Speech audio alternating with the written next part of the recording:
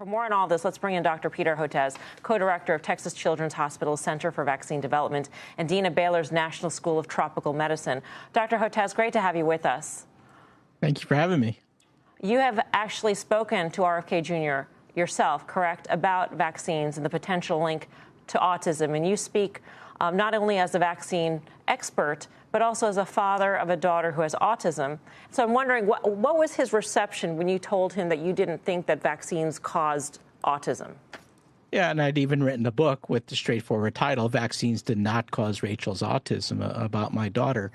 And it's based on a massive amount of scientific evidence. And let's go through it a little bit. I don't know how much time we have, but, you know, what RFK and other anti-vaccine activists do is they keep switching the goalposts on what their actual beef is about vaccines. So the original assertion was in 1998 with false claims that it was a measles, mumps, rubella vaccine, the MMR vaccine causing autism.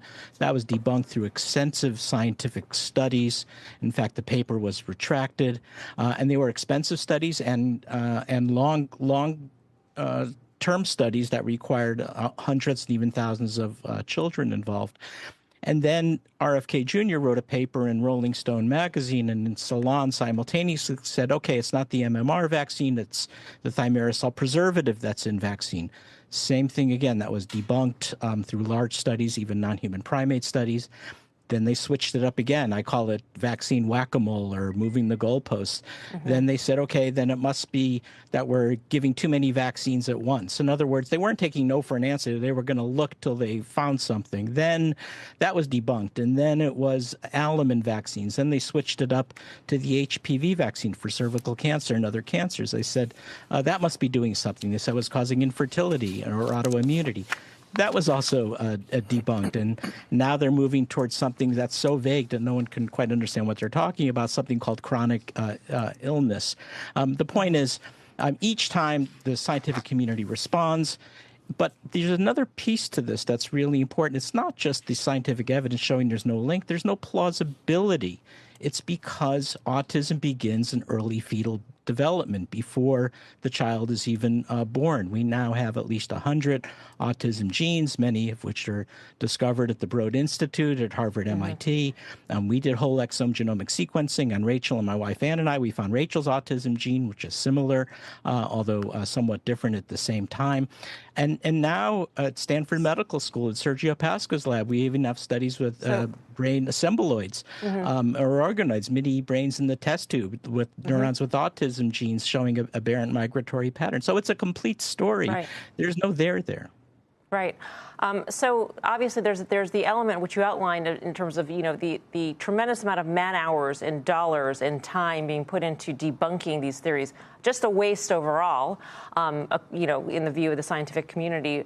But what does this tell you about the role of science? I mean, what are your top concerns going forward when you take a look at how this administration is shaping its HHS, shaping its FDA in terms of research and development, drug discovery, things like that?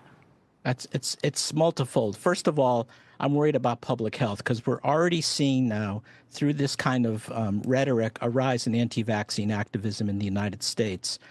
Now we have a fivefold rise in pertussis cases, whooping cough cases, from 2023 to 2024. We've gone from 4 measles outbreaks in 2023 to 15 measles outbreaks. So these are breakthrough infections that are occurring because parents are not vaccinating their kids. We've had polio in the wastewater in New York State in 2022. This is a fragile vaccine ecosystem. And I'm worried all of these horrific scourges, and both as a vaccine scientist and a pediatrician, I've taken care of children with Hib, Haemophilus meningitis, or congenital rubella syndrome, or gasping for air from whooping cough, or intubated because of measles, pneumonia. These are horrible, horrible diseases.